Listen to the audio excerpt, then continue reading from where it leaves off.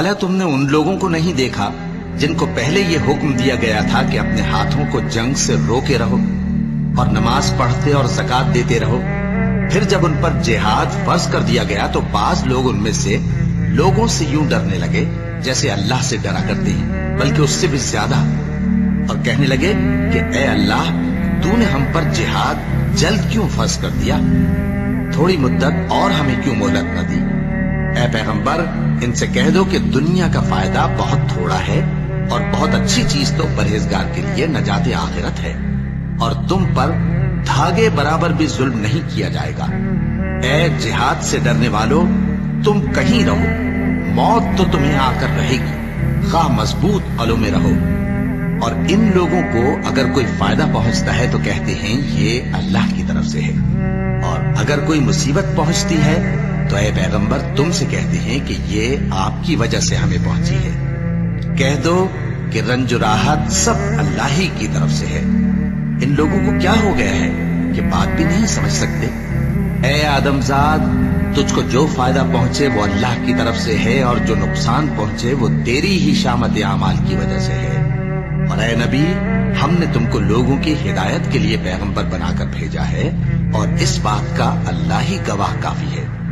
جو شخص رسول کی فرما برداری کرتا ہے تو بے شک اس نے اللہ کی فرما برداری کی، اور جو نافرمانی کرے تو اے پیغمبر، تمہیں ہم نے ان کا نگہبان بنا کر نہیں بھیجا۔ اور یہ لوگ منہ سے تو کہتے ہیں کہ آپ کی فرما برداری دل سے منظور ہے، مگر جب تمہارے پاس سے چلے جاتے ہیں تو ان میں سے بعض لوگ رات کو تمہاری باتوں کے خلاف مشورے کرتے ہیں، اور جو مشورے یہ کرتے ہیں اللہ ان کو لکھ لیتا ہے۔ سو ان کا کچھ خیال نہ کرو اور اللہ پر بھروسہ رکھو، اور اللہ ہی کافی کارساز ہے۔ بھلا یہ قرآن میں غور کیوں نہیں کرتے؟ اگر یہ اللہ کے سوا کسی اور کا کلام ہوتا تو اس میں وہ بہت سا اختلاف پاتے، اور جب ان کے پاس امن یا خوف کی کوئی خبر پہنچتی ہے تو اسے مشہور کر دیتی ہیں، حالانکہ اگر اس کو پیغمبر اور اپنے ذمہ داروں کے پاس پہنچاتے تو تحقیق کرنے والے اس کی تحقیق کر لیتے، اور اگر تم پر اللہ کا فضل اور اس کی مہربانی نہ ہوتی تو چند آدمیوں کے سوا تم سب شیطان کے پیرو ہو جاتے۔ سو اے پیغمبر، اللہ کی راہ میں لڑو، تم اپنے سوا کسی کے ذمہ دار نہیں ہو، اور مومنوں کو بھی ترغیب دو۔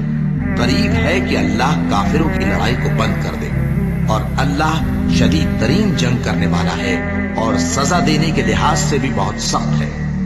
جو شخص نیک بات کی سفارش کرے تو اس کو اس کے ثواب میں سے حصہ ملے گا، اور جو بری بات کی سفارش کرے اس کو اس کے عذاب میں سے حصہ ملے گا، اور اللہ ہر چیز پر قدرت رکھتا ہے۔ اور جب تم کو کوئی دعا دے تو جواب میں تم اس سے بہتر کلمے سے اسے دعا دو، یا انہی لفظوں سے دعا دو، بے شک اللہ ہر چیز کا حساب لینے والا ہے۔ اللہ وہ معبود برحق ہے کہ اس کے سوا کوئی عبادت کے لائق نہیں۔ وہ قیامت کے دن تم سب کو ضرور جمع کرے گا، اور اللہ سے بڑھ کر بات کا سچا کون ہوگا؟